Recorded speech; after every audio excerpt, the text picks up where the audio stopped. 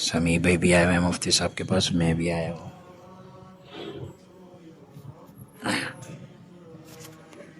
ماشاء اللہ.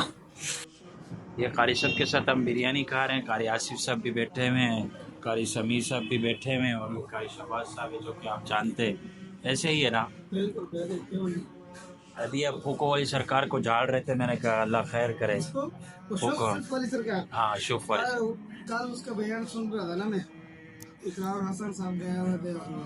پھر بعد میں رات اس نے شوف والی سرکار نے 3 کلپ چلائے اقرار حسن کے بارے میں نا، کہ اس کو کچھ آتا نہیں ہے، یہ ولیوں کو نہیں مانتا. تو اس کو حدیث نہیں آ رہی تھی.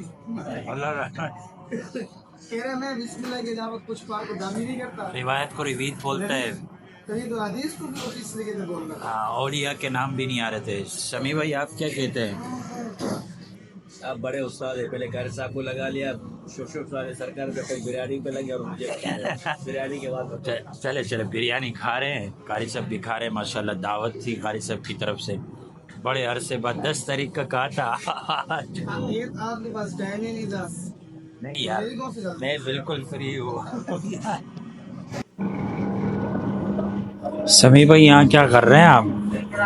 یہاں سامان لینے ہیں یار، فلان کی فلٹر شلٹر. جی ماشاء اللہ، بنایا ہوئے مشینیں وغیرہ ہے نا. ایسے ہی ہے. چلیں آپ لے لیں پھر انشاءاللہ، پھر چلتے ہیں آگے. ہیں.